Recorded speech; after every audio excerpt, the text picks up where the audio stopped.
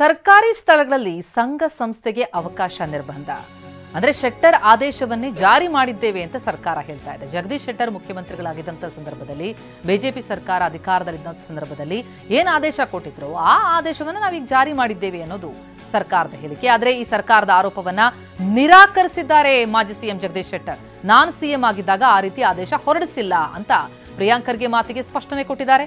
ಖಾಸಗಿ ಕಾರ್ಯಕ್ರಮಕ್ಕೆ ಕೆಲವರು ಅನುಮತಿ ಕೋರಿದ್ರು, ಆಗ ಪ್ರೌಢಶಾಲೆಯವರ ಅನುಮತಿಯನ್ನ ಕೇಳಿದ್ರು, ಅದಕ್ಕೆ ಶಿಕ್ಷಣ ಇಲಾಖೆ ಪ್ರತ್ಯುತ್ತರ ಕೊಟ್ಟಿದ್ದದು.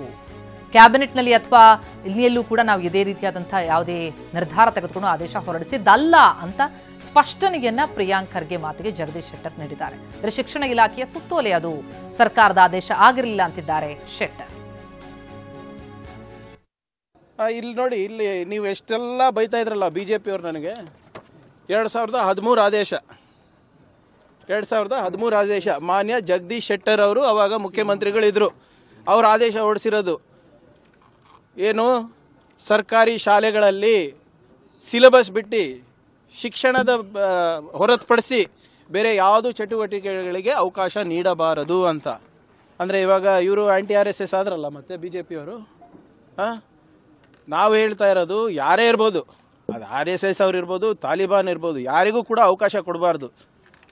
ಸರ್ಕಾರಿ ಶಾಲೆಗಳಲ್ಲಿ ಬಡವ್ರ ಮಕ್ಕಳು ಓದಕ್ಕೆ ಹೋಗೋದು, ವಿದ್ಯಾಭ್ಯಾಸಕ್ಕೆ ಹೋಗೋದು ಏನಕ್ಕೆ, ಆ ಬಡತನದಿಂದ ಹೊರಗೆ ಬರಲಿಕ್ಕೆ, ಒಂದು ಸ್ವಾಭಿಮಾನ ಬದುಕಲಿಕ್ಕೆ.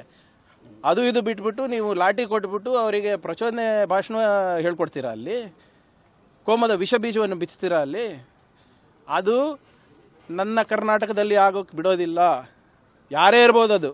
There will be no radicalization in my state.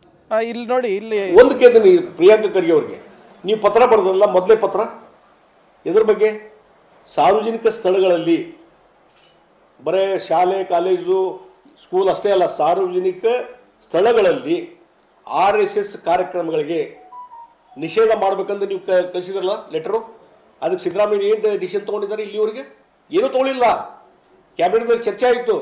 ಹಾಗಾದ್ರೆ ನಿಮ್ಮ ಪತ್ರದ ಪ್ರಕಾರ ಸಾರ್ವಜನಿಕ ಜಾಗಗಳಲ್ಲಿ ಸ್ಥಳಗಳಲ್ಲಿ RSS ಕಾರ್ಯಕ್ರಮ ನಡೆಸಬಾರ್ದು ಅಂತ ಹೇಳಿ ಇಷ್ಟೊಂದು ನಿಷೇಧ ಬರಬೇಕಾಗಿತ್ತಲ್ಲ, ಬರಲಿಲ್ಲ.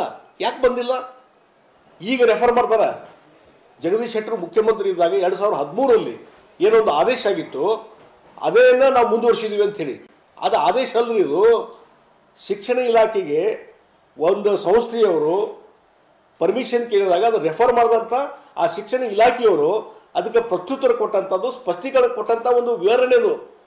ಜಗದೀಶ್ ಶೆಟ್ಟರ್ ಮುಖ್ಯಮಂತ್ರಿ ಇದ್ದಾಗ ಯಾವುದೋ ಕ್ಯಾಬಿನೆಟ್ಗೆ ಈ ರೀತಿ ಪ್ರಿಯಾಂಕ್ ಖರ್ಗೆ ಅಂತವ್ರು ಏನು ಬರೆದಿದ್ದ ಲೆಟರು, ಅದರ ಆಧಾರ ಮೇಲೆ ಏನೋ ಚರ್ಚೆಯಾಗಿ ಕ್ಯಾಬಿನೆಟ್ನಲ್ಲಿ ನಿರ್ಧಾರ ತೆಗೆದುಕೊಂಡಿದ್ದ ಅಲ್ಲ ತಿಳ್ಕೊಂಡ್ರಿ. It is not ban. ಕೊಡಬೇಡ್ರಿಪ್ಪ ಅಂತ ಪರ್ಮಿಷನ್ ಕೊಡಬೇಡ್ರಿ ಅಂತ ಹೇಳಿದ್ದು ಯಾವುದೋ ಒಂದು ಸಂಸ್ಥೆ ಕೇಳಿದಾಗ entire it is not general ಇದು. ಅದರಲ್ಲಿ ಏನಾದ್ರು RSS ಹೆಸರು ಇದೆ ಈ ಸರ್ಕ್ಯುಲರ್ನಲ್ಲಿ? RSS ಇಂದ ಅವ್ರು ಏನಾದ್ರು ಚಟುವಟಿಕೆ ಮನವಿ ಕೊಟ್ಟಿದ್ರು, ಅದನ್ನು ಕೊಡಬಾರ್ದು, ನಿಷೇಧ ಮಾಡಿದ್ದೀವಿ, RSS ಕಾರ್ಯಕ್ರಮ ನಿಷೇಧ ಮಾಡಿದ್ವಿ, ಏನೋ ರೈತನಿದ್ರಾಗೆ